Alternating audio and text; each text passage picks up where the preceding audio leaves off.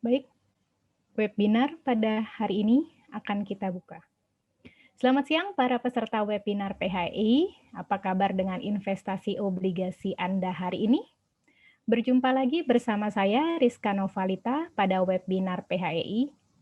Program webinar PHI merupakan bagian dari rangkaian seri webinar yang diselenggarakan secara reguler oleh PT PHI, diorganize oleh School of Bonds and Fixed Income, dan diselenggarakan untuk masyarakat umum tanpa dipungut biaya sebagai bagian dari program pengembangan dan pendalaman pasar surat utang di Indonesia. Pada hari ini kita akan mengupas mengenai sistem penyelenggara pasar alternatif. Pasar obligasi Indonesia telah menunjukkan perkembangan dan pertumbuhan yang pesat serta signifikan dalam mendukung swasta bahkan pemerintah dalam hal pendanaan.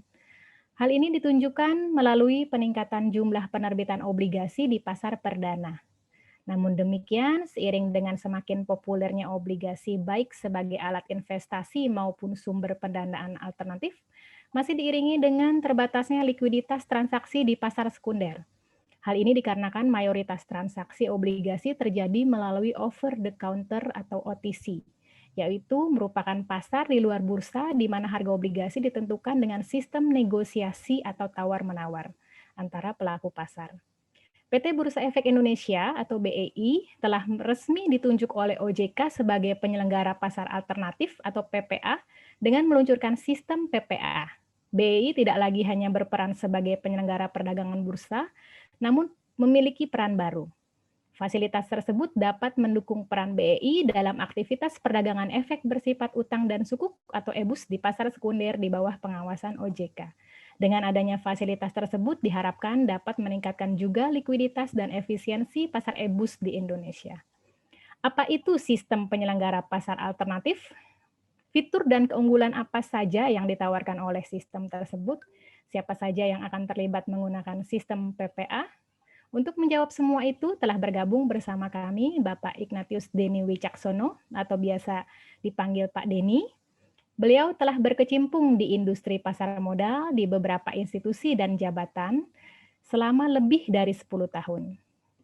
Selain itu, saat ini beliau menjabat sebagai Kepala Divisi Pengembangan Bisnis PT Bursa Efek Indonesia yang telah bergabung sejak 2012. Beliau memperoleh gelar MBA dari IAE Grenoble dan MM di Universitas Indonesia. Beliau juga pemegang kontrak CFA dan bersertifikat FRM dan CIPM. Selamat siang Pak Deni, apa kabar Anda hari ini?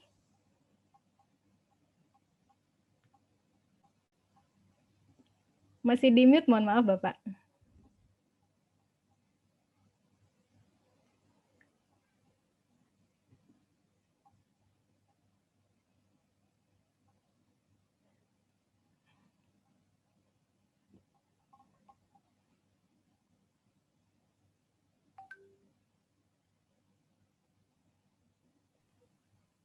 Ini udah bisa nih. Baik, selamat siang Mbak Rizka. Selamat siang Pak banyak Deni, nih. apa kabar? Baik, sehat. Apa kabar Mbak Rizka? Baik, di sini peserta sudah sangat menantikan nih Pak terkait dengan sistem penyelenggara pasar alternatif ya yang November lalu sebenarnya sudah di-launching oleh Bursa Efek Indonesia ya Pak ya. Iya betul Mbak Rizka. Kemarin per 9 November kita udah launching sebenarnya sistemnya dan sekarang ini sudah cukup banyak yang gunakan tapi tentunya masih banyak fitur-fitur yang sekarang ini masih kita kembangkan. Siap. Mungkin rekan-rekan peserta di sini juga ingin mengetahui seperti apa sistemnya gitu ya Pak ya. Baik, mungkin tanpa memperpanjang waktu lagi, langsung saja kita simak pemaparan beliau mengenai sistem penyelenggara pasar alternatif. Kepada Pak Deni, kami persilahkan. Baik, terima kasih Mbak Rizka. Minta tolong materinya ya. Assalamualaikum warahmatullahi wabarakatuh. Selamat siang dan tentunya salam sejahtera, salam sehat untuk kita semua gitu Bapak dan Ibu. Jadi per tanggal 9 November kemarin, Bursa Efek Indonesia ditunjuk oleh OJK tentunya ya, telah menyelenggarakan sistem ETP, kalau bahasa kerennya di dunia luar ETP, Exchange Traded Platform gitu ya. Tapi kalau di Indonesia kita sebut sebagai sistem penyelenggara pasar alternatif. Nah mungkin hari ini nanti kita share sedikit terkait SPPA ini, memang ini interdealer system, Bapak dan Ibu. Jadi memang yang menggunakan saat ini baru dealer-dealer surat utang, belum terbuka untuk publik maupun investor langsung. Mungkin bisa next. Nah, jadi latar belakangnya kenapa sih kita bikin ini gitu ya? Sebenarnya ini bukan barang baru. Jadi kita sebenarnya awalnya kita udah punya yang kita sebut ETP tahap 1, tapi hanya memperdagangkan obligasi retail Indonesia. Dan mekanisme tradingnya karena mungkin kita ini dari orang exchange ya, orang bursa, jadi banyak mengadopsi mekanisme trading on exchange. Yang sebenarnya pada saat kita perkenalkan ke pelaku pasar gitu ya, ternyata masih kurang pas lah quote unquote. Nah, karena itu sebenarnya ada tim pengembangan pasar surat utang di Indonesia itu yang terdiri dari OJK, Bank Indonesia, Bursa Efek, dan SRO tentunya telah mengembangkan yang kita sebut roadmap gitu ya, roadmap pengembangan pasar surat utang di Indonesia. Dengan melakukan studi banding dan diskusi dengan pelaku pasar, akhirnya kita kembangkan SPPA tahap 2 yang sekarang jadi bukan tahap 1 nih, walaupun sepertinya quote unquote mungkin banyak yang baru kenal gitu ya, tapi ini ternyata udah tahap 2. Jadi key feature-nya kurang lebih seperti di slide. Yang pertama, kita menambahkan instrumen baru. Kalau sebelumnya cuma ORI atau obligasi retail, sekarang surat utang negara, obligasi korporasi, EBA, sukuk, semuanya udah kita masukkan. Yang kedua, enhanced trading mechanism. Nah, ini mungkin salah satu hal yang kita tawarkan gitu ya di OTC market. Jadi kita ada beberapa nanti mekanisme perdagangannya, tapi yang kita coba kembangkan inti-intinya yang pertama adalah price discovery. Gimana para pelaku surat utang ini kan tentunya menemukan tambahan informasi mengenai benchmark atau kuotasi sekarang berapa sih. Kalau dari PHI kan biasanya juga sudah memberikan ya kira-kira fair value-nya di angka berapa. Nah, di sini juga kita sediakan seluruh kuotasi sehingga bisa kelihatan, oh kalau mau trade obligasi ini ada nih di harga sekian gitu ya. Yang kedua juga adanya trading anonymity. Jadi sama seperti exchange traded, jadi semua nggak kelihatan saya bertransaksi dengan siapa nantinya, nanti ada mekanismenya, tapi pada saat kuotasi kita tidak melihat dulu lawannya siapa gitu ya. Nanti risk manajemennya pun kita mengembangkan mekanisme OTC gitu ya, atau menggunakan trading limit dan counterparty limit. Mekanisme transaksinya nanti ada 3, trading board, request for quotation, sama request for order, sama nanti kita kenalkan fitur baru ini yang disebut counterparty switching. Selain itu untuk post trade-nya juga kita kembangin supaya nanti investor atau dalam hal ini dealer gitu ya, bisa lebih enak lah atau lebih mudah dalam bertransaksi obligasi. Yang pertama yang sekarang sudah jalan itu adalah automatic PLTE reporting. Jadi kalau kita transaksi OTC gitu kan, kita wajib melakukan pelaporan di PLTE. Nah, kalau nanti dilaporkan ke sistem kita atau dimasukkan ke sistem kita melalui fitur RFO gitu ya, nanti bisa secara otomatis masuk ke PLTE-nya. Jadi nggak perlu 2 kali kerja gitu ya. Plus juga clearing bilateral atau CCP nanti kita sedang menunggu kerjasama juga dengan KPI sehingga nanti KPI mungkin bisa jadi CCP maupun membantu clearing. Tapi kalau meanwhile clearingnya saat ini masih dilakukan antar pihak. Dan juga ada tambahan full detail blotter gitu ya untuk melihat transaksi atau historical yang sudah terjadi.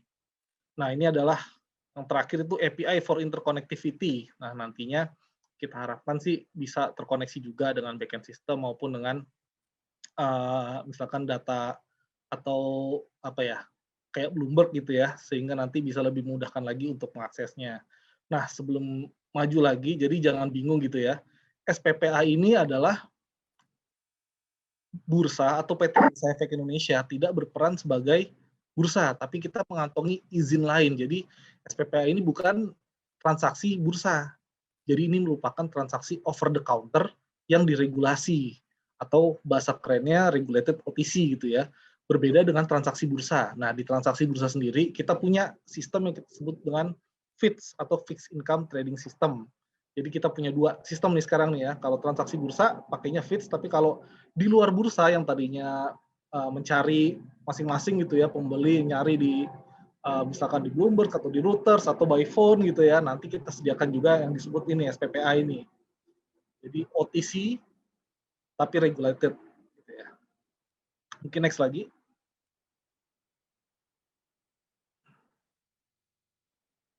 Next slide-nya tadi. Nah, tadi tujuan dikembangkannya SPPA apa sih gitu ya? Back lagi mungkin masih. Iya. Nah, tujuan dikembangkannya SPPA itu apa sih ya? Pertama, BI sebagai PPA harus dapat menyediakan sistem elektronik dalam rangka mendukung perdagangan dan pengawasan perdagangan e-bus antar pengguna jasa secara terus-menerus di luar bursa efek. Nah, sekarang kan tadi OTC market benar-benar semua OTC dilaporkan ke PLTE reporting. Nah, di sini pelaporannya biasanya atau pengawasannya kita melakukan post trade bersama dengan OJK. Tapi kalau dengan SPPA ini nantinya tentu dari regulasi juga dapat melakukan pengawasan gitu ya atas transaksi, tapi bukan pengawasan yang ditonjolkan di sini tentunya. Tentunya adalah tadi fitur-fitur baru yang diharapkan bisa meningkatkan likuiditas obligasi. Yang kedua, BI sebagai PPA wajib menyelenggarakan perdagangan e-bus yang teratur, wajar, dan efisien. Nah, ini OTC tapi teratur, wajar, efisien gitu ya. Kalau di benchmark luar negeri nanti jangan orang luar negeri bisa bingung gitu ya, OTC tapi teratur, wajar, efisien. Nah, mungkin hanya di Indonesia gitu ya. Yang ketiga, BI sebagai PPA mempertemukan transaksi e-bus dengan mekanisme interdealer kepada pengguna jasa yang telah memenuhi persyaratan yang ditetapkan oleh PPA. Jadi benar-benar interdealer ini benar-benar sekarang untuk biasanya antar bank maupun sekuritas gitu ya, sebagai pemain utama obligasi di Indonesia. Yang keempat, BI sebagai PPA menyediakan akses dan dukungan kepada OJK untuk kepentingan pengawasan atas PPA dan pengguna jasanya, termasuk akses data transaksi secara seketika. Nah, jadi real time transaction bisa kita dapatkan datanya. Mungkin next lagi. Nah, ini kalau tadi ada yang bingung, nih SPPA ini apa sih, sistem tradingnya bedanya apa gitu ya. Nah, kalau yang di kiri ini adalah JATS. JATS itu adalah trading engine equity market kita. Jadi kalau Bapak Ibu biasa investor ekuitas atau beli saham gitu ya, nah itu engine-nya kita sebut dengan JATS. Nah, itu kita sebagai bursa, karena itu setiap kali transaksi gitu ya, kalau ekuitas kita nggak perlu mikirin bahwa kita transaksi sama siapa nih hari ini. Siapa sih lawan transaksi kita, dia bakal deliver sahamnya dengan tepat waktu apa enggak gitu ya, itu nggak usah mikirin karena kita sebagai bursa yang artinya apa, yang artinya semua pesanan itu akan dijamin oleh KPI. Nah, sedangkan kalau SPPA dari sisi landasan hukum tadi saya bilang ini berbeda. Jadi PT Bursa Efek Indonesia mengantongi izin juga sebagai penyelenggara pasar alternatif, bukan sebagai bursa. Sistemnya beda gitu ya, ini provider kita beda, kalau SPPA ini X Trading, kalau JATS itu Nasdaq. Efeknya di SPPA ini tahap 1 sekarang surat utang gitu ya, hampir semua surat utang sudah masuk ke dalam SPPA. Sedangkan kalau JATS kita mungkin itu lebih ke equity, saham, rights, warrant, dire, dinfra maupun derivatif. Nah, itu ada di satu sistem. Trading feature-nya seperti apa bedanya gitu ya. Nah, yang pertama anonymous order and trade. Nah, sama ini antara JATS dan SPPA. Jadi siapa yang masukin order nggak ketahuan awalnya. Nanti baru ketahuan setelah trade match gitu ya. Dan yang kedua, kalau di JATS itu continuous order matching, atau biasanya kita sebut ya semua masukin harga jual, harga beli, begitu kena dia akan di match seketika. Tapi kalau di SPPA ini nggak begitu, dia agak beda. Karena apa? Karena ini adalah OTC system gitu ya.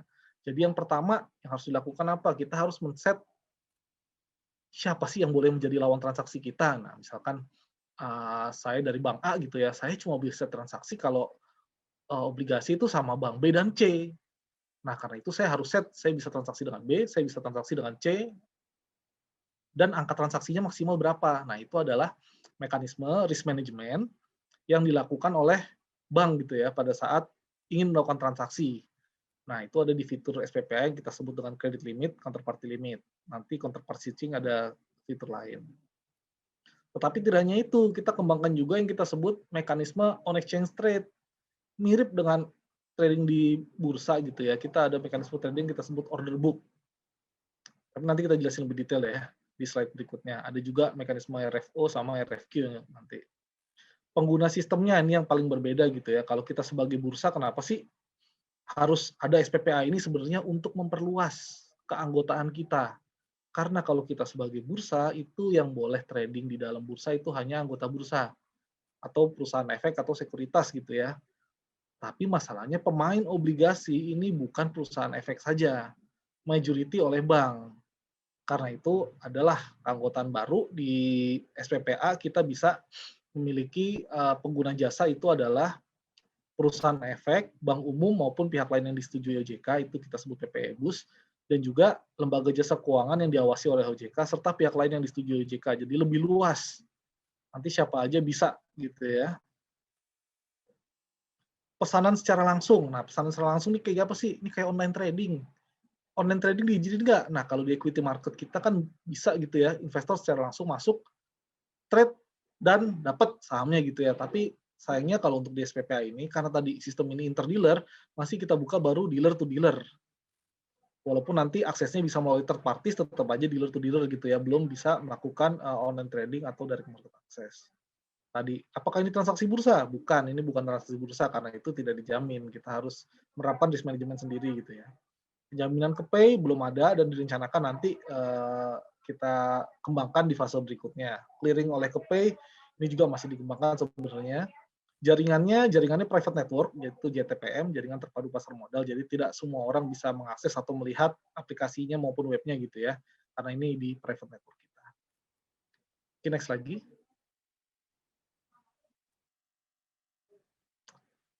Nah, ini yang kita sebut tadi, ini sebenarnya udah tahap 2 loh, tahap satunya mana kok nggak pernah kedengeran gitu ya. Nah, kita lihat ini, ada kekurangan banyak di tahap 1. Instrumennya pertama cuma ada ORI. ORI pun biasanya ORI yang nggak mature itu kan paling 4 atau 5 seri gitu ya yang on. Sedangkan mostly orang trading pasti government bond benchmark gitu ya. Nah, itu yang membuat ETP tahap 1 itu kurang ramai peminatnya. Sedangkan kalau ETP tahap 2 karena instrumennya juga banyak, mekanisme perdagangannya banyak juga, dan juga tadi fitur-fiturnya cukup banyak gitu ya saat ini. Cukup banyak nih yang aktif menggunakan SPPA ini sebagai salah satu alternatif untuk trading atau perdagangan. Ini beberapa fiturnya mungkin ya yang kelihatan nanti ada watchlist, blotter, tadi udah dijelaskan, trading rule, dan juga nanti kita sedang melanjutkan kerjasama kita dengan DJPPR untuk nantinya kuotasi dealer utama untuk government bonds benchmark nanti bisa dilakukan di SPPA atau bukan bisa, wajib dilakukan di SPPA karena kalau bisa itu bisa dilakukan gitu ya. PLT reporting, ya ini langsung straight through sama API for third parties ini kita buka. Nah ini beberapa fitur yang membuat SPPA tahap 2 ini sesuatu banget gitu ya, beda dengan ITP tahap 1. Oke, next lagi.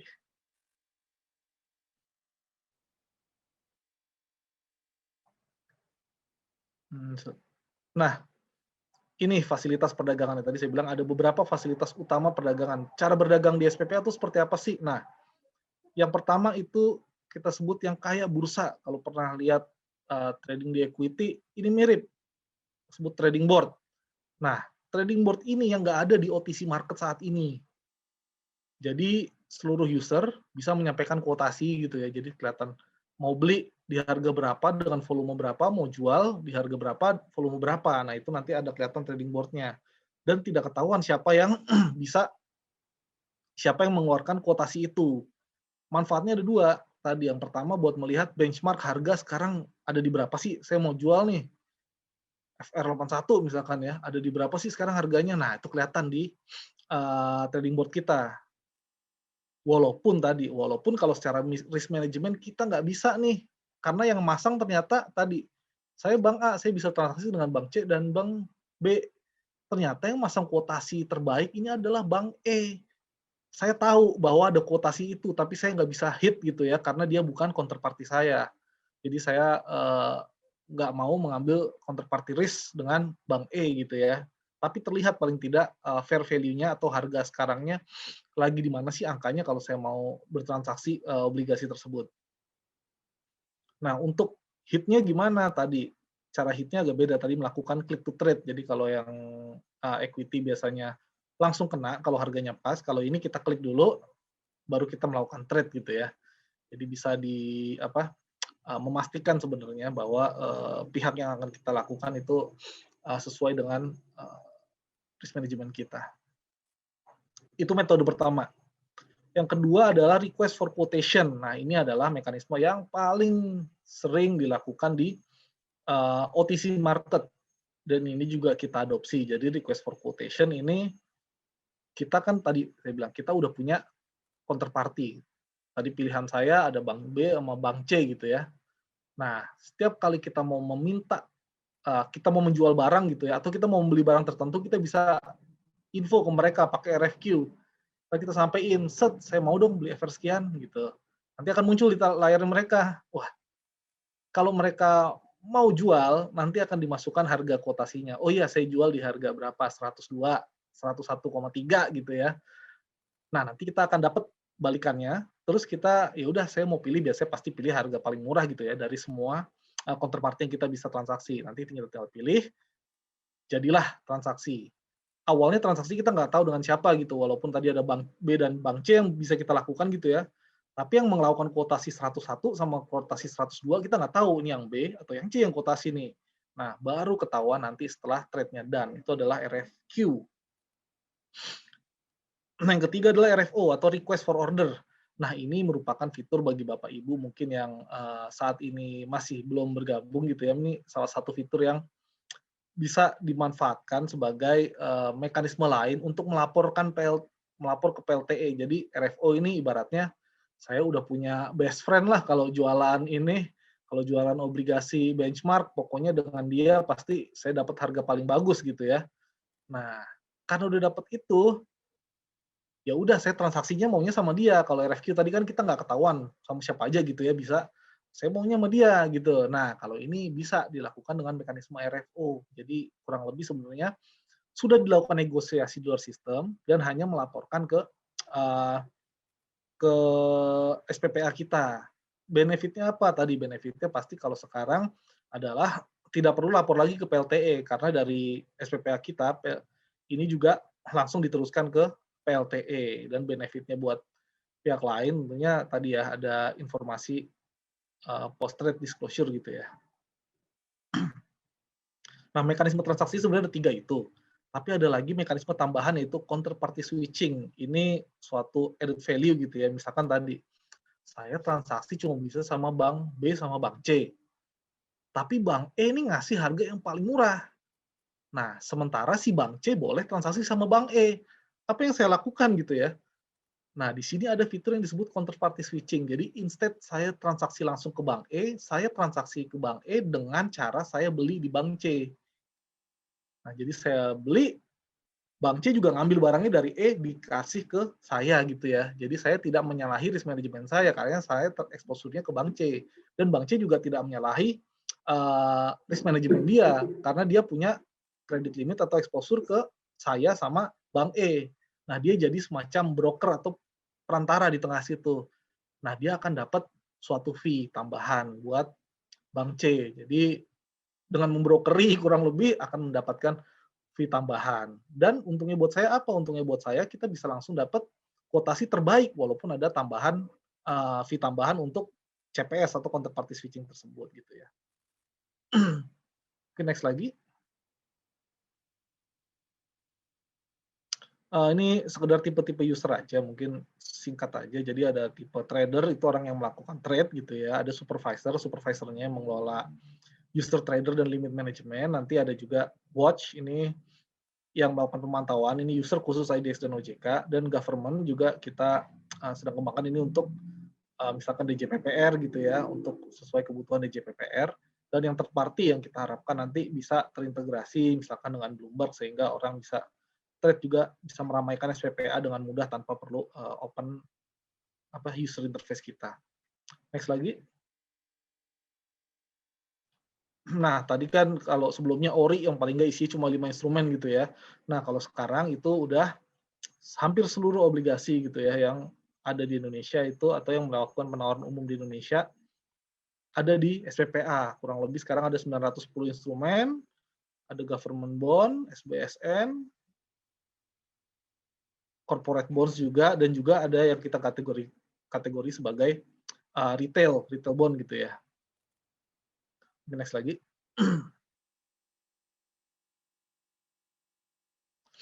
Ini sekedar proses bisnis flow saat ini gitu ya. Saat ini flow-nya kurang lebih seperti ini di SPPA. Jadi di kiri dan kanan atau di kiri itu adalah pengguna jasa. Jadi ada bank A, B, C, D dan lain-lain maupun sekuritas gitu ya. Saat ini udah saya lupa, sekitar 22 atau 25 gitu yang sudah terdaftar menjadi anggota SPPA kita.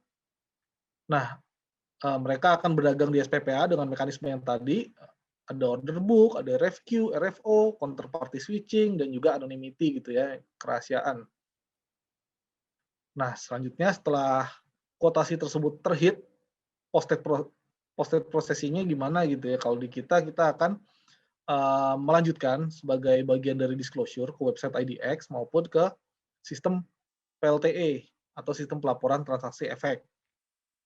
Nah, jadi kalau Bapak dan Ibu mau lihat gitu ya, trade dan yang terjadi di Bursa Efek Indonesia atau di SPPA ini bisa langsung juga ke website bursa, nanti kelihatan. Hari ini trade done-nya siapa aja, bukan siapa aja, efek apa aja yang trade done-nya berapa, angkanya di harga berapa, kuotasi baik price maupun yield quotation-nya gitu ya. Dan ini clean gitu ya, kalau kuotasi di kita harga jual belinya clean ya.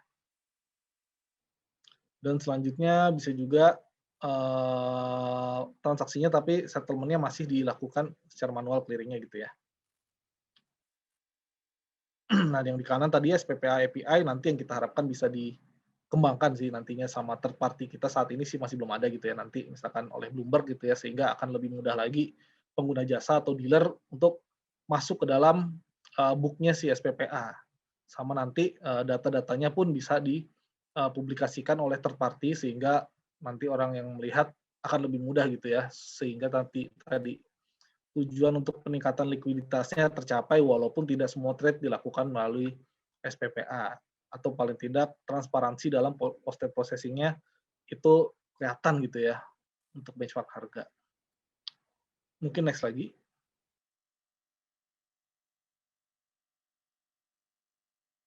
Nah, ini sedikit gambaran ekosistem pasar uang. Kok pasar uang. EBUS, efek bersifat utang dan atau sukuk gitu ya.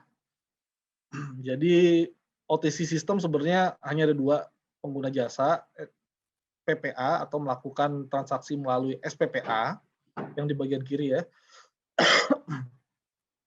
Atau partisipan misalkan dia tidak melakukan tidak transaksi melalui SPPA. Nah, kalau yang di bawah anggota bursa melalui FIDS itu bukan OTC system itu ya. Itu exchange system.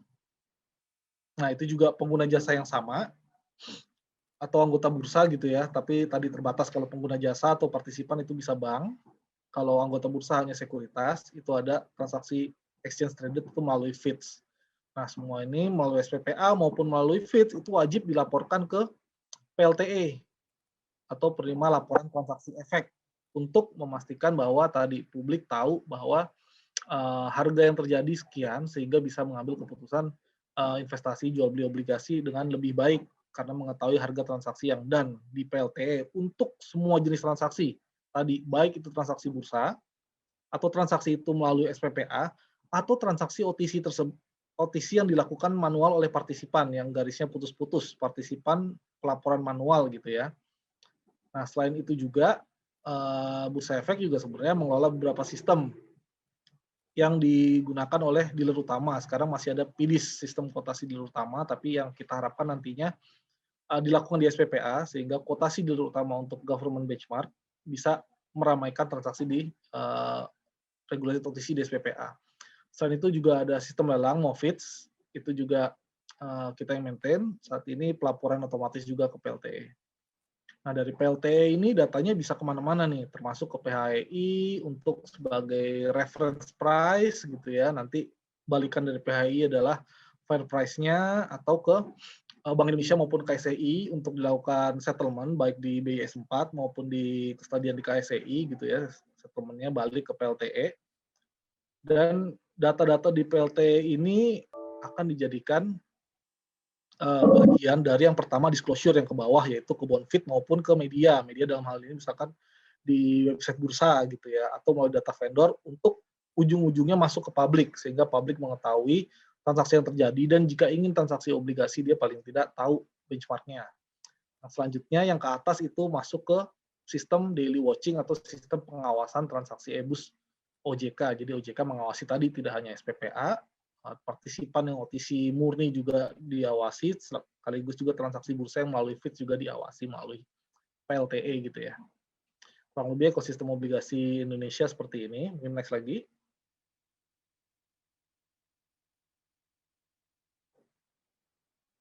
Nah, ini keunggulannya gitu ya, kita harapkan tadi strong liquidity karena kita mengajak juga dealer utama masuk, jadi quotasinya paling nggak hittable quotation dan available buat all market player gitu ya.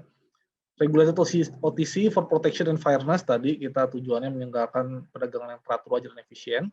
Automatic report masuk ke PLTE secara otomatis. Tailor-made system dalam hal ini kita benar-benar minta masukan ke dealer-dealer gitu ya terkait pengembangan sistem ini. Multiple user for multiple member, tadi ada beberapa tingkat user yang bisa digunakan. Multiple trading mechanism dan akses beberapa mekanisme trading dan juga akses. Oke, next lagi.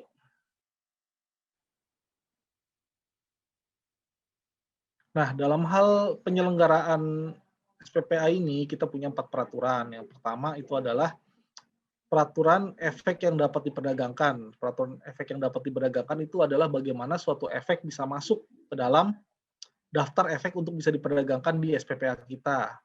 Mostly sih kalau efek tersebut listing di bursa itu pasti akan secara otomatis masuk gitu ya. Tapi kalau nggak listing bisa masuk nggak? Bisa juga, tapi ada mekanisme lainnya gitu ya. Yang kedua adalah peraturan pengguna jasa. Jadi buat Bapak dan Ibu mungkin yang saat ini belum menjadi pengguna jasa SPPA, nanti untuk menjadi pengguna jasa SPPA tentunya bisa masuk melalui peraturan pengguna jasa. Peraturan perdagangan. Nah, ini tata cara perdagangan yang tadi sebenarnya sudah kita bahas cukup lumayan hari ini gitu ya. RFQ, RFO, ada juga tadi trading board. Nah, itu ada peraturan perdagangan sendiri kalau ingin dilihat. Dan juga ada peraturan pengawasan. Bagaimana kita mengawasi supaya perdagangan yang terjadi tadi teratur, wajar, dan efisien. Ini 4 peraturan yang kita gunakan untuk mendukung penyelenggaraan SPPA gitu ya. Next lagi.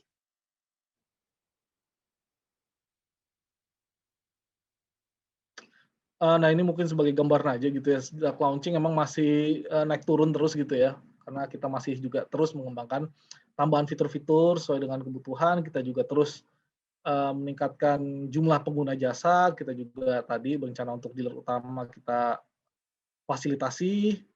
Nah, selama tanggal 9 November sampai dengan per tanggal 29 Januari, itu rata-rata transaksi sekarang di angka 224,5 miliar. Memang masih belum terlalu banyak gitu ya, tapi kita harapkan ini bisa terus meningkat nanti karena sekarang post rate-nya baru PLTE, nanti kalau post rate-nya mungkin udah dengan KePay gitu ya, sehingga lebih memudahkan Bapak Ibu pengguna jasa, kita harapkan transaksinya pastinya terus meningkat. Ini kurang lebih statistiknya gitu ya. Mungkin udah next lagi. Udah mungkin pas nih setengah jam, Mbak Rizka, kalau ada pertanyaan mungkin atau diskusi, boleh. Baik, terima kasih Pak Denny atas pemaparannya ya. Jadi tadi ya terkait dengan SPPA. Kini tiba saatnya kita memasuki pada sesi tanya jawab. Ya, durasi sesi tanya jawab ini 25 menit sampai dengan pukul 15 waktu Indonesia Barat. Sudah ada beberapa pertanyaan masuk pada kolom chat ya. Namun nanti akan saya bacakan. Nah, kemudian nanti bisa dijawab langsung oleh Pak Denny. Seperti itu ya. Ini ada pertanyaan dari Pak Sultan Okto ya. Beliau investor. Mungkin bisa dijelaskan lagi nih Pak Denny, apa bedanya sistem OTC yang sebelumnya gitu ya, dengan yang kita sebut dengan regulated OTC tadi dengan adanya SPPA. Mungkin silahkan langsung dijawab Pak Denny. Baik, kalau sistem OTC tadi kan pertama, kalau perdagangan ada 2 cara gitu ya. Yang pertama melalui bursa atau exchange traded, yang kedua adalah OTC, over the counter, atau si penjual maupun pembeli melakukan negosiasi di luar bursa. Nah, OTC yang terjadi saat ini mungkin sudah biasa dilakukan melalui beberapa platform gitu ya, misalkan melalui Bloomberg atau melalui telepon gitu ya. Itu saat ini memang masih belum diatur. Maksudnya jadi saat ini belum diatur oleh regulator. Jadi tapi itu kan memang mekanisme yang secara umum dilakukan oleh pelaku pasar gitu ya. Nah, itu yang bedanya yang unregulated. Tapi post trade reporting itu tetap wajib. Itu udah diatur oleh OJK, jadi harus lapor ke PLTE.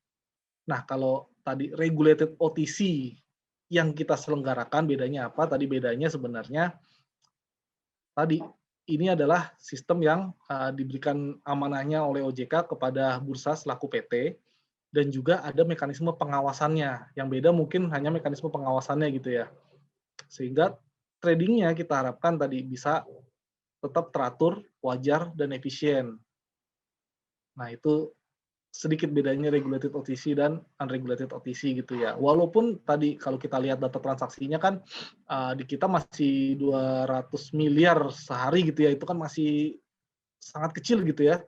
Sekarang kalau trade angka obligasi berapa sih? Market obligasi itu kan kurang lebih sekarang sekitar 30 T sehari gitu ya. Emang tadi masih kecil banget. Dan yang lain dilakukan di mana? Yang lain masih dilakukan di luar regulated OTC itu. Mungkin itu kali bedanya. Moga-moga bisa memberikan gambaran. Baik. Ya, jadi memang tadinya tidak ada sistemnya gitu ya, dibantu dengan sekarang ada SPPA dibantu OTC-nya dengan sistem gitu ya, Mas Denny ya. Iya, betul.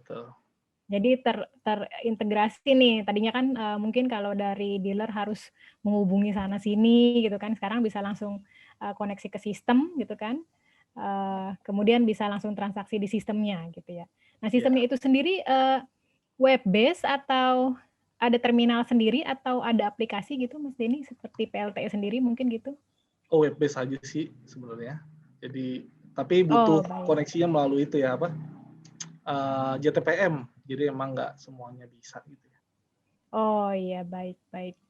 Hanya pengguna jasa yang terdaftar. Baik. Nah, tadi ya kalau bicara terkait pengguna jasa, apabila ada pengguna jasa lain nih misalnya yang ingin mendaftarkan ke sistemnya gitu biar bisa mengkoneksikan, itu gimana prosesnya tuh ya Pak Denny? Oh, prosesnya sih simpel aja gitu ya. Nanti kalau dilihat kita punya peraturan pengguna jasa. Nanti dilengkapi persyaratannya seperti biasa, nanti di-submit ke kita aja dokumen-dokumennya. Persyaratannya sih simpel banget gitu ya. Pertama, misalkan izin usaha sebagai PPE, tadi kan ada PPE EBUS gitu ya, yaitu biasanya bank atau perusahaan efek. Yang kedua, surat tanda terdaftar sebagai PPE EBUS. Yang ketiga, izin usaha dari OJK. Yang keempat, persetujuan dari OJK untuk dapat menjadi pengguna jasa SPPA.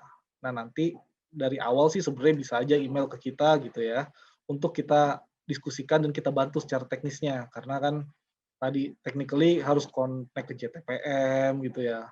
Nah, itu yang beberapa hal yang mungkin kalau ada kebingungan gitu ya, daripada nanti cari-cari peraturan terus, waduh, ya ini gimana ya, terus nebak-nebak, kontak aja kita, nanti kita siap bantu deh selalu untuk bisa memudahkan calon pengguna jasa menjadi pengguna jasa. Siap, baik ya Pak Denny. Untuk fraksi harganya sendiri di sistem ini ada ketentuannya nggak nih Pak Denny? Fraksi harganya ada gitu ya. Jadi ini sistemnya cukup fleksibel dan kita mengeluarkan dalam bentuk surat edaran aja terkait fraksi maupun minimum kuotasi gitu ya. Jadi kalau lihat nanti ada beberapa papan-papan ada beda. Jadi kalau government bond misalkan, sukuk, corporate bond sama retail. Nah, fraksinya tuh sama sekarang di angka 0,01. Ini price quotation ya. Terus untuk ininya, untuk kayak lot size-nya kurang lebih di angka 1 miliar emang. Jadi kuotasinya memang harus 1 miliar sih Mbak minimal. Karena tadi buat dealer, kecuali yang retail. Nah, yang retail ini bisa 1 juta mulainya ya. Oh, baik. Jadi seperti ori gitu ya. Iya, yang harga transaksinya berarti tadi per 1 basis point gitu ya, perubahan fraksinya ya. Iya. 0,01%, iya. Kalau untuk retail sendiri berarti kan hubungi dealer gitu kan. Kemudian nanti kalau dealer yang memang sudah menggunakan sistem terdaftar di SPPA ini bisa transaksi di SPPA ini itu gitu ya tadi ya, Pak Denny. Iya betul, kita belum bisa langsung melayani langsung dari ini ya, dari apa, dari investor retail, melainkan harus melalui dealer gitu ya. Oh ya, cuma tadi ya besarannya kalau investor retail ingin, untuk di sistem ini, untuk yang apa namanya, wholesale-nya di 1 miliar, tapi mungkin kalau transaksinya untuk yang retail gitu ya, ORI, SR, dan sebagainya itu di 1 juta gitu bisa ya? Iya betul. Baik. Mungkin pertanyaan berikutnya nih, ada dari, Ibu Marlina, Prinsipal Asset Management. Tadi kan dipaparkan juga ya, hampir semua surat utang, bisa ditransaksikan di SPPA. Nah, apakah masih ada surat utang yang belum masuk ke sistem tersebut, Pak Denny? Ya, jadi kalau kita bicara surat utang sebenarnya, eee, ada 2 ya sebenarnya, ada 3 jenis malah. Ada surat utang yang ditawarkan melalui penawaran umum dan itu diatur di bawah OJK. Nah itu yang masuk ke saat ini udah masuk ke amanah ke SPPA. Tapi juga ada yang quote unquote private placement kayak MTN gitu ya. Nah mungkin itu yang saat ini masih belum masuk. Jadi itu yang under OJK, kategorinya surat utang, tapi belum masuk. Dan yang kedua itu ada juga yang modelnya kayak surat utang, tapi regulated di bawah pasar uang, yaitu di bawah Bank Indonesia. Itu seperti apa? Seperti SBI, NCD, CP atau SBK. Nah, itu yang saat ini juga belum masuk ke SPPA karena tadi regulasinya memang sedikit berbeda ya. Kalau yang tadi regulasinya dari Bank Indonesia, jadi belum bisa masuk atau diperdagangkan di SPPA. Gitu. Baik, jadi, masih ada beberapa juga ya yang, belum masuk ke SPPA mungkin, tapi Mhm. mayoritas kan sudah ter-cover ya di sistem tersebut. Jadi, masih sangat memungkinkan, bertransaksi di SPPA ini. Untuk, Iya. pertanyaan berikutnya nih dari Ibu Luciana, Dapen Bangkalteng nih menanyakan, apakah ada fee tambahan untuk, sistem, SPPA ini, Pak Denny? Sekarang sih, seingat saya sih masih dibebaskan dari fee-nya ya, jadi, belum dipungut fee-nya. Tapi kalau nanti sih rencananya ada gitu ya, tapi sekarang sih masih belum dipungut, Baik. gitu. Baik, Pak Denny. Pertanyaan kedua nih masih dengan Ibu Luciana. Eh, Apabila dibatasi hanya bisa beli dari 1 atau 2 seller, apakah hal itu tidak memperlambat proses trading, terutama saat investor memerlukan likuiditas? Nah ini yang menarik nih, kita nggak membatasi sebenarnya. Kita nggak pernah membatasi siapa mau transaksi dengan siapa gitu ya. Karena itu ada selalu ada dua yang kelihatan, yaitu transaksi yang bisa kita order sama transaksi yang orang lain yang kita nggak bisa order gitu ya. Tapi yang membatasi adalah sebenarnya risk management dari masing-masing bank tersebut. Karena sifatnya OTC, bedanya apa dengan exchange traded? Bedanya paling besar satu, yaitu risikonya. Kalau OTC market, risikonya itu ditanggung counterparty risk ya, counterparty bahwa si lawan kita tidak menjalankan settlement-nya itu ditanggung oleh masing-masing pembeli maupun penjual. Sementara kalau exchange traded tidak ada counterparty risk karena semuanya dijamin. Nah, biasanya bank-bank tertentu yang melakukan limitasi. Misalkan tadi saya bank A, saya cuma mau transaksi sama B, C, D, E, F. Tapi saya nggak boleh transaksi sama bank G atau bank H. Nah, mereka sendiri yang masukin itu di ini kita, di mana? Di platform kita. Jadi platform kita yang akan menyaring bahwa, oh ini kotasi ini bisa Anda hit, Anda boleh beli. Kalau kotasi ini nggak bisa. Tapi bagusnya kotasi itu kelihatan. Jadi misalkan si bank H ini walaupun nggak bisa, ternyata harganya dia pasang lebih murah untuk obligasi yang sama. Nah, itu adalah salah satu benefit yang ditawarkan. Jadi, oh sebenarnya ada nih yang nawarin angka segini nih. Jadi fair value-nya mungkin bisa lebih tipis ngambil yang itu gitu ya. Nah, ditambah lagi tadi ada fitur counterparty switching. Kalau memang ada counterpart kita yang punya risk exposure ke bank H, itu kita tetap bisa ngedeal dengan cara tadi counterparty switching, kita puter transaksinya. Jadi tetap exposure kita ke bank yang kita punya, tapi bank yang kita punya ngambil dari bank H tadi. Jadi ini yang sekarang di OTC market belum ada, yang kita harapkan bisa memberi nilai tambah gitu ya untuk mendapatkan best price dan meningkatkan likuiditas tentunya. Gitu Baik. Mbak Rizka. Iya, baik Pak Denny. Ini ada pertanyaan juga nih Pak Denny dari Pak Tirzar Rizkiawan ya. Bagaimana jika terjadi human error di harga, jumlah atau seri bonds? Mungkin pas pada saat pemasukan sistem gitu kan, ternyata ada kesalahan gitu ya. Ini bagaimana penyelesaian dispute-nya? Gitu. Kalau memang mengetahui gitu ya, maksudnya kalau kesalahan itu kan kedua belah pihak harusnya tahu gitu ya, kalau di tempat kita ada mekanismenya untuk kayak memberitahukan ke kita, jadi wajib lapor kalau memang transaksi tersebut yang salah. Jadi itu bisa dilakukan di kita gitu ya. Jadi merevisi transaksi lah kurang lebih, bahwa sebelumnya kita salah nih. Nah itu bisa dilaporkan ke kita. Baik, jadi mungkin dua counterpart bisa menyelesaikan dulu gitu ya, nanti bisa dikomunikasikan juga dengan IDX gitu ya, terkait kalau ada Mhm. human error itu gitu ya. Tadi kan Pak Denny sempat menjelaskan juga nih, sistem ini terintegrasi juga dengan PLTE gitu ya, jadi nilai tambahnya juga begitu mereka sudah done gitu ya transaksinya, mereka bisa langsung laporin ke PLTE tanpa harus buka PLT lagi, input lagi, Betul betul. transaksinya. Ini menarik juga nih Pak Denny. Itu Iya betul, itu banyak apa, gimana tuh Pak Denny? gimana Bisa gimana Mbak Rizka? diceritakan dulu?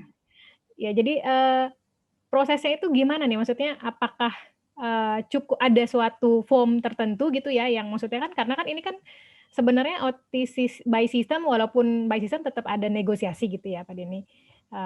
Tapi nanti Mhm. once mereka done gitu kan, apakah ada suatu form tertentu kemudian tinggal di enter dan sebagainya, itu gimana tuh Pak Denny ke sistem PLT sendiri? Nah, ini yang salah satu daya tarik kalau Bapak dan Ibu mungkin yang belum jadi anggota gitu ya, sekarang ingin jadi anggota. Jadi mudahnya kita kan tadi ada 3 ya, ada order book yang kayak ke bursa, ada yang RFQ yang kita sebar ke sebanyak-banyaknya, kita cari harga paling murah. Ada yang ketiga nih yang kita sebut request for order. Jadi request for order itu sebenarnya quote unquote hanya melaporkan ke bursa. Jadi misalkan udah deal di luar, aduh saya males nih buka-buka PLTE lagi gitu ya. Udah deal yang di luar masukin aja melalui RFO. Jadi saya dengan udah ketahuan tadi, kalau yang sebelumnya kan anonimus nih, siapa yang ngasih bid nggak tahu, kalau ini udah ketahuan, saya dengan Bank B, langsung saya bilang saya masuk dengan Bank B, obligasi ini di harga sekian, terus Bank B tinggal bilang, oke setuju, udah langsung terjadi deal, langsung kelapor ke PLTE, jadi sesimpel itu. Dan fitur ini yang sekarang banyak dimanfaatkan oleh teman-teman dealer gitu ya, karena kan tadi mungkin untuk mengubah behavior itu kan agak susah gitu ya, tapi paling tidak untuk mempermudah sekarang bisa pakai fitur di PLTE ini, di RFO di SPPA ini untuk sekedar straight through ke PLTE. Iya, baik, itu memang suatu nilai tambah ya, biar nanti teman-teman yang belum mungkin bergabung ke sistemnya bisa bergabung ya Pak Denny ya. Iya, Karena kita juga membantu sekali tuh. nggak kenakan biaya gitu ya. Heeh. Iya, siap Pak Denny. Baik, ada pertanyaan berikutnya nih Pak Denny dari Mhm. dari maaf nih Ibu atau Bapak Cipta dari BPJS Kesehatan ya. Apakah ada persyaratan tertentu untuk menjadi pengguna SPPA? Apakah perlu surat persetujuan dari regulator? Tadi mungkin sudah sempat saya tanyakan, mungkin boleh ditegaskan lagi Pak Denny? Iya benar, jadi untuk sayangnya memang sekarang biasanya masih yang PPE Bus ya, atau PPE Bus itu kan isinya apa, perantara pedagang efek bersifat utang dan atau sukuk itu adalah bank dan juga perusahaan efek. Kalau LJK sebenarnya tidak menutup kemungkinan misalkan BPJS Kesehatan itu pengen langsung masuk gitu ya menjadi anggota, sebenarnya masih terbuka kesempatannya. Persyaratannya tadi izin usaha sebagai PPE atau surat tanda terdaftar sebagai PPE Bus, izin usaha dari OJK atau persetujuan dari OJK. Iya, jadi perlu persetujuan dari regulator. Nah, nanti kalau masalah teknisnya sih tadi pasti adanya koneksi dengan di JTPM, terus user SPPA itu wajib ada 2 orang. Kalau prosedurnya sih simpel, pakai formulir, nanti kita telaah selama 5 hari, kalau udah lengkap nanti kita melakukan persetujuan atau penolakan gitu ya. Kurang lebih seperti itu. Nah, nanti, kalau di luar bank maupun di luar perusahaan efek memang ini masih agak baru, tapi, info aja ke kita, nanti kita coba, bantu gitu ya. Baik, jadi diharapkan ke depannya juga, akan lebih banyak pengguna dari SPPI seperti itu ya, dari Pak Denny ya? Iya, pastinya pastinya. Heeh, maksudnya iya, maksudnya sekarang kan mungkin tadi ya PPE e-Bus, tapi nanti berikutnya kita akan terus, kembangkan gitu ya.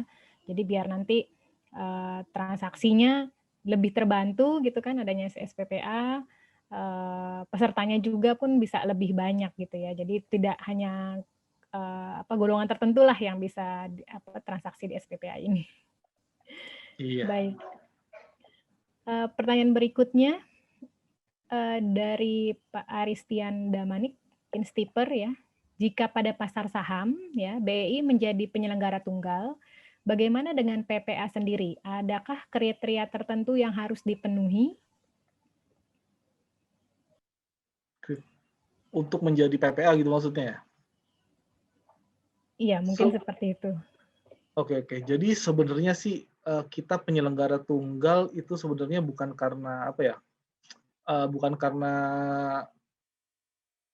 adanya keleluasaan untuk menjadi penyelenggara tunggal gitu ya, seperti kita sebagai Bursa Efek Indonesia, itu saat ini seolah-olah tunggal, padahal kalau kita lihat dari undang-undangnya maupun peraturan POJK-nya, siapa aja sebenarnya boleh menyelenggarakan, dengan tentunya memenuhi peraturan yang, berlaku gitu ya. Kayak dulu kan kita punya BES, Bursa Efek Surabaya, akhirnya kita merger juga dengan Bursa Efek Indonesia. Nah, kalau untuk PPA sendiri sama sebenarnya ini dibuka ke semuanya sebenarnya. Itu bisa dilihat POJK-nya nanti di POJK 8, strip POJK 04, strip 2019, tentang penyelenggara pasar alternatif. Nah, nanti, siapa aja sebenarnya bisa menjadi penyelenggara tadi, pasar SPPA ini.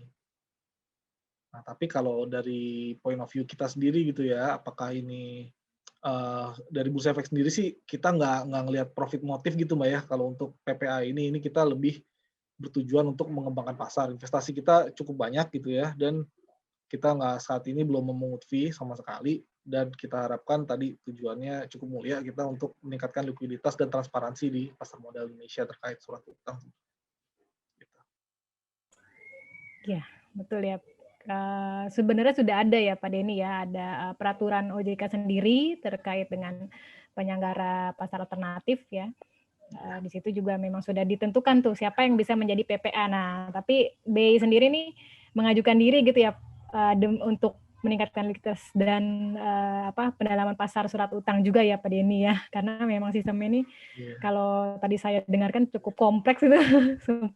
iya Memang cukup kompleks sangat ini. menarik juga ya untuk dan karena kan memang pasar obligasinya itu kan kita sudah sudah nature-nya memang adalah OTC gitu kan. Nah, sekarang OTC-nya by system. Jadi pasti beberapa hal gitu kan yang harus disesuaikan di sistem tersebut gitu. Seperti itu. Iya, yang lebih susah lagi menyesuaikan itu ya, mengajak pelaku pasarnya pasti ya, karena perubahan behavior itu selalu menjadi hal yang tersulit dalam suatu pengembangan gitu ya di pasar modal.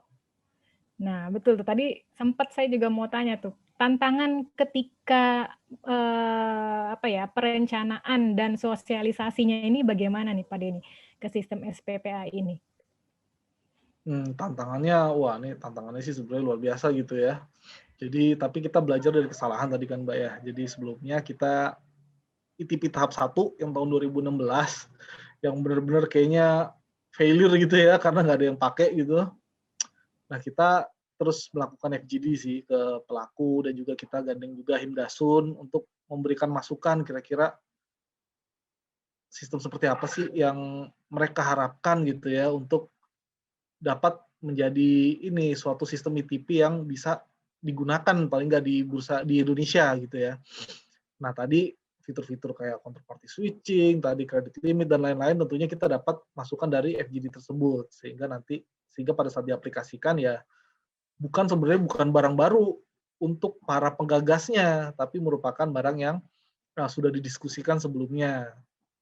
Dan salah satu competitive advantage kita adalah karena kita juga yang melakukan pengolahan terhadap kita juga yang diberikan mandat untuk maintain PLTE tadi. Jadi tahap satunya paling tidak kita buat straight through ke PLTE, dan itu menjadi dengan RFO tadi menjadi salah satu hal yang bisa dengan mudah diadopsi oleh pelaku pasar untuk dapat melaporkan dengan mudah ke PLTE. Tapi tentunya pengembangan tidak sampai sini aja. Nanti kita usahakan pastinya untuk tambahan pengembangan lain seperti seperti misalkan API integration gitu ya. Nanti kalau bisa available misalkan di Bloomberg gitu kan, pastinya orang akan lebih mudah lagi mengakses order book di BI. Dan juga sebenarnya Bonfit kita juga sedang kembangkan sehingga nanti order book-nya bisa kelihatan. Jadi kalau order book kelihatan, tadi manfaatnya untuk seluruh investor. Karena nanti seluruh investor kalau ingin tahu saat ini kuotasi yang terjadi apa di pasar, bisa langsung melihat dari tadi siapa yang mengembangkan atau mengeluarkan output dari Bonfit tadi. Kalau sekarang kan baru yang trade terjadi gitu ya, trade done. Sementara trade done dibandingkan dengan order itu kan jauh gitu ya, mungkin bisa 4:1, bisa 10:1 gitu ya. Kalau kita bisa tahu dari level order, kita bisa mengetahui pasar obligasi ini jauh lebih dalam. Lebih gitu, Mbak. Iya, baik. Ya tadi saya lihat pemaparannya kan juga di situ sebenarnya bursa tidak membatasi sistem tersebut hanya akan seperti ini gitu ya. Bahkan sudah ada beberapa perencanaan ke depan untuk lebih mengembangkan sistemnya gitu ya, Pak Denny. Baik. Iya. Nah, ini ada pertanyaan juga nih Pak Denny, mungkin terkait dengan PHI juga, mungkin bisa dibantu dijawab. Tadi kan sebenarnya memang kalau dari diagramnya ada sistem SPPA, kemudian koneksi ke PLTE, dan di situ ada harga pasar wajar dari PHI sendiri ya. Nah, kalau dari Pak Sultan nih, beliau investor ingin menanyakan, adakah perubahan fungsi atau tugas PHI setelah adanya SPPA dalam menilai harga pasar wajar suatu EBUS?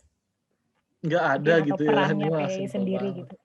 Nih, Mbak yang lebih bisa jawab, cuman mungkin saya jawab juga nggak ada gitu ya pasti ya.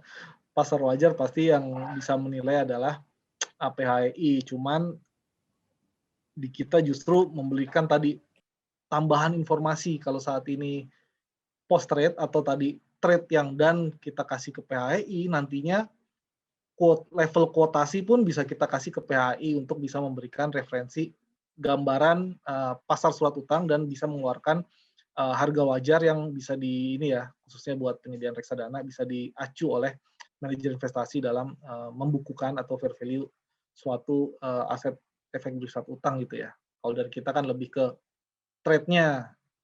Kadang kalau misalkan PHI udah ngasih nih harganya wajarnya 102 gitu ya. Terus kita pasti kan pakai referensi itu dulu lah di market, tapi pada saat trade kita ngasih lihat lagi sekarang ini market player mau bid dan ask-nya di angka berapa sih gitu ya. Jadi saling melengkapi, tapi tetap PHI yang akan menilai harga wajar di akhir hari gitu ya.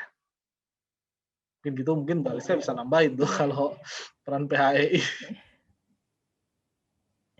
Iya, baik. Terima kasih, Pak Denny. Ya, jadi memang sistemnya ini kan sangat membantu juga nih nanti untuk menetapkan harga pasar wajar di akhir hari ya, yang tadinya mungkin